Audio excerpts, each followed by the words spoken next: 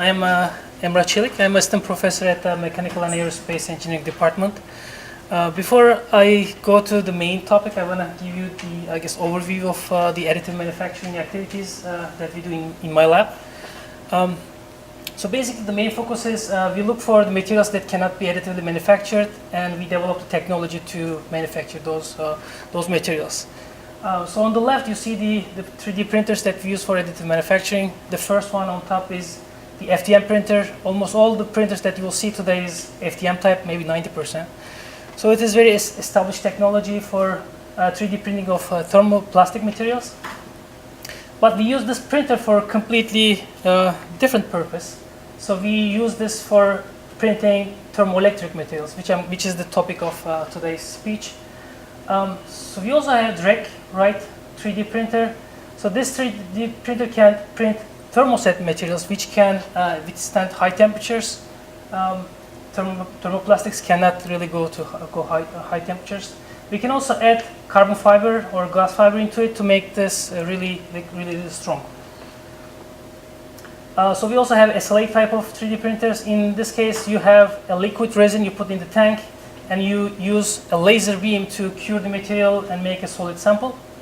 Again, for the novelty of our research, we add nanomaterial into the resin and make this multifunctional materials. In this case, we collaborated with Dr. LeBlanc in chemistry department. So we use the carbon dots into the resin. So this is undoped, this is doped Statue of Liberty. So you can make this fluorescent under certain illumination. Okay, so now I'm going to talk about the main part, which is the additive manufacturing of the thermoelectric energy harvesting materials. So thermoelectricity, by definition, is direct conversion of heat or thermal gradient into electricity. So basically, if you have any waste heat, you can use these materials to convert that into electricity. And fortunately for us, and unfortunately for everybody else, there's a huge amount of waste heat in our environment, in any type of power plant.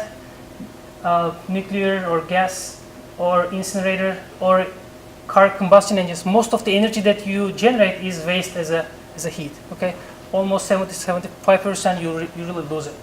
So these materials can recover some of the energy back into usable energy. So there's a huge benefit of these materials. So you can also recover the body heat, and you can use it as a body sensor, or you can run some little microelectronics.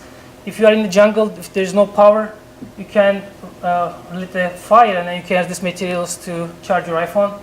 NASA also uses this a lot in deep space applications because there is no solar energy, so this is the only energy source to run the machines. Okay, so very basically the concept is simple. I'm not going to go into deep, but basically you need this thermoelectric materials, two different types, P and N type. This is semiconductor.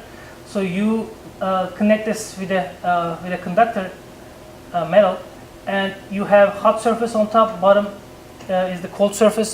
So you have thermal gradient. Because of the thermal gradient, the charges flows from one side to another. So you basically create a current, little current. So you get power, but this single module only generates very little amount of power. So you get, if you want to get a significant amount of power, so you need to put hundreds, sometimes thousands of these single modules to generate a lot of energy.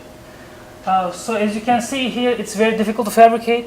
With the conventional techniques, you need to cut it, you need to weld it, you need to assemble it. It's not easy, but also it adds the cost of the technique that limits the application of these generators. But we think that with the additive manufacturing, we can solve these issues. And the technique that we develop is still FDM method, but we mix the polymer powder with the thermoelectric powder. We create a custom filament, we 3D print it, and we can have any shape that we want. We can achieve very complex geometries. These cannot be achieved with the conventional methodology. So these are only not good looking, these are also very effective as well. So compared to the previous studies, this is figure of merit, that is really the conversion efficiency. The higher is the better.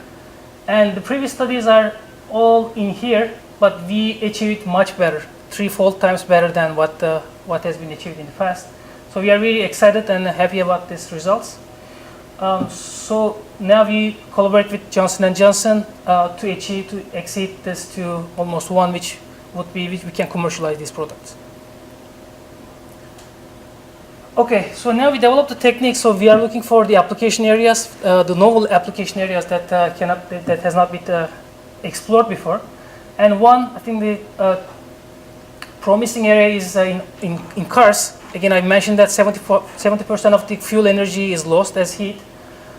Starting from this year, the car manufacturers, they started to integrate these systems in the cars. This year or next year, you'll see these kind of cars. TEG, thermoelectric generators are included to increase efficiency. And they look into two systems. The first one is the exhaust systems. Again, exhaust gases are hot, so they are trying to recover some of the gas energy into the system. So the second one is in front, you have radiator. It also gets really hot, so they try to also recover some of the energy. But now we have technique to really additively manufacture anything that we want, right? So our goal is to really focus on the engine block, which really is the source of the energy. So there's huge amount of heat in the engine block. And the first thing that we try is hot oil energy. We want to recover some of that back. So first thing we did finite element simulation. So this is the individual module that I talked about. So this is the finite element model. And we put hundreds of them in single plate or single step, I guess, oil geometry. So this is the conventional plate. And we found out that we can achieve 2,000 watts energy using, if we can generate or if we can manufacture oil pan from the thermoelectric materials.